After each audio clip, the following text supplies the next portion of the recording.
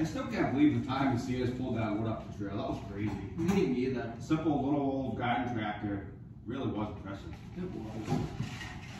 Welcome back to Doing Without Acres. Didn't see you there. Today's video, we're going to be talking about why you need a garden tractor. Stay tuned. So welcome back, friends. In today's video, we're going to be talking about why you need a classic garden tractor to take care of your property.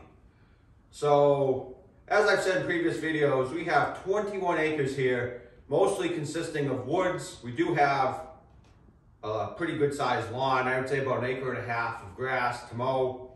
We have about 1,000-foot long driveway to maintain and plow. In the wintertime, I do burn firewood, so I have a lot of firewood related chores I need to do. And having no tractor would make all of these chores very tough.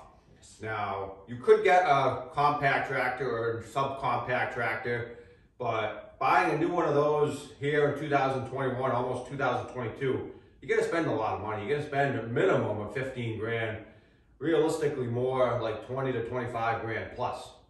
So there's one other option that we think you should consider, and that's gonna be getting a classic garden tractor for your estate. Now, there's a number of benefits of these tractors, and we're gonna go over them in today's video. So, the first one that I can think of is price. So, if you were to buy a new throwaway lawnmower from the box or a riding mower, even if it was the cheapest of cheap, you're not going to spend less than, say, $1,500 to $2 grand on it. You're not. That's probably going to come with just a mower deck. That's going to be like a literal throwaway machine that lasts you a season or two and then it's done. Yeah, I mean, a lot of those machines, I don't think you could even get the option to do like snow removal equipment on them. No, they're just not designed for that kind of use.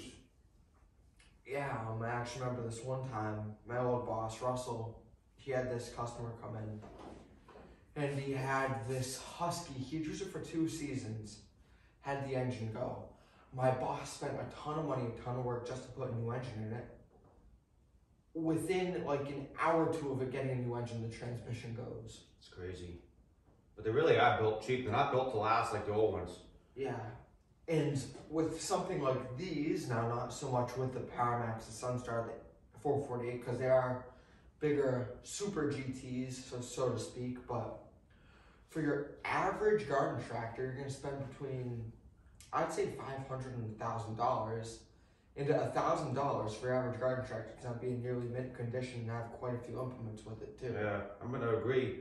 I mean, like Brett said, for $1,500 to $2,000, you can get a cheap throwaway new lawnmower with tiny tires and limited potential. Or for the same money or less, you can get one of these machines. I didn't pay $2,000 for any of these machines. The Simplicity I paid $800. The Sears I paid $250, believe it or not. The Ingersoll I bought 10 years ago, so that was, or 11 years ago, and that was I think $1,500 or $1,600 at the time. And I think I paid $1,800 for the PowerMax. So a lot of these machines new in the 80s or 90s would have cost 5, 6, 7 grand. In 80s, 90s money. And this is 30 years ago we're talking. So it's a real deal. I mean, what you can do with one of these machines versus a new lawnmower is night and day. Take, for example, the Sears. That's the smallest of these 4. And by far.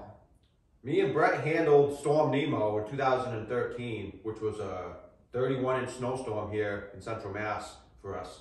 And that snowblower handled it great. I mean, honestly, I didn't have the Coyote at the time. I didn't have the Ford. So it was a real lifesaver. I came home plowing from the state after 40 hours of plowing. I had the full 31 inches. I was not able to do it as it snowed, like a lot of people probably could. I was kind of forced to do it all at the end. And even a full-size pickup with a plow would have had a hard time with 31 inches of snow. So a snow blower was really the only option for that storm. And at the time, the Sears was, what, 42 years old? 42, yeah. And it handled it great. I mean, honestly, Brett drove it a lot that time, and he was only 7 years old at the time. Yeah. So these tractors are simple to operate. They're pretty easy to work on. So the first advantage, like we said, is going to be the price. You can pick one of these up cheap, even with a good amount of implements, and you can do a ton of work with them. So I think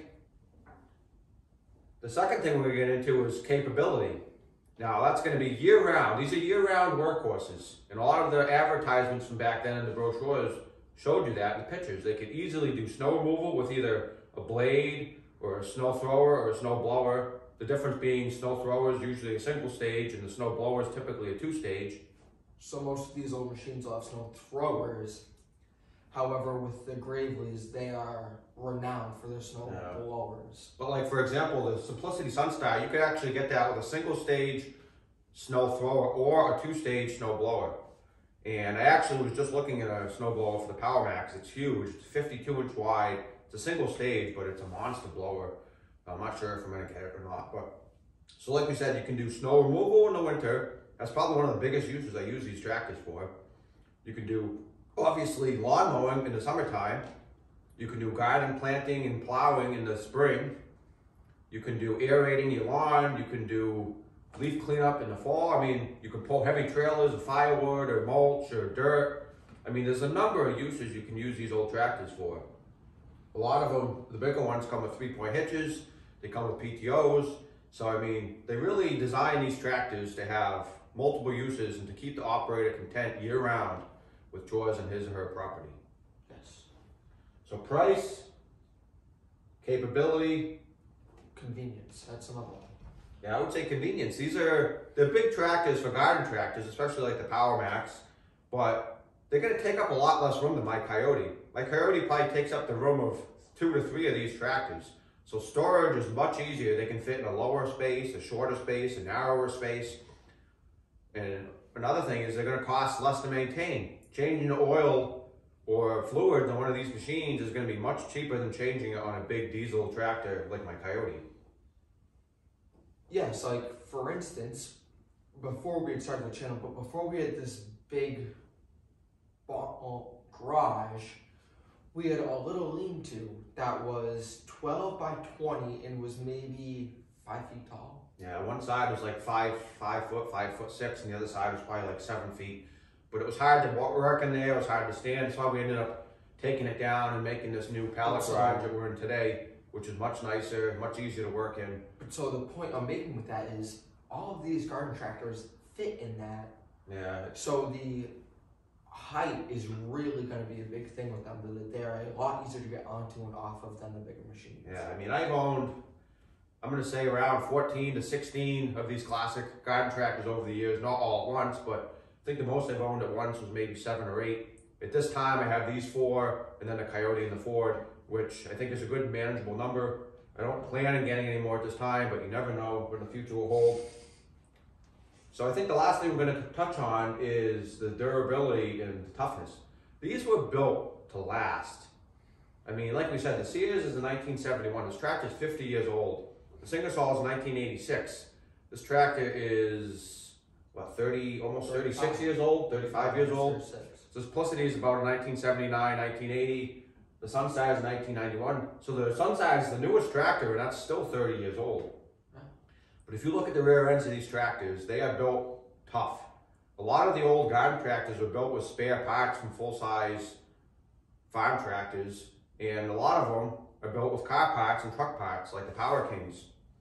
So if you want something that's durable, reliable, capable, and doesn't cost a ton of money, then I would highly recommend getting yourself a classic garden tractor to take care of your estate. And that's a good example. Like, I know that a lot of new lawnmowers, the rear axles on them are maybe, what, ½ an inch in diameter? Yeah, they're tiny. With these, they have 3-4 inch diameter rear axles. Yeah, I mean, they're just built tough. They really are. They're serviceable. A lot of them have 2-speed ranges, so you can go high or low. They have multiple options for speeds. I mean, they just thought of everything. For, you know, the 9020, for example, actually has 3 ranges. It's one of the only garden tractors I'm aware of that has a 3-range gearbox, and then it's hydrostatic. So you have a lot of options for how fast you go. And this was really designed for your large estate owner to take care of a big estate.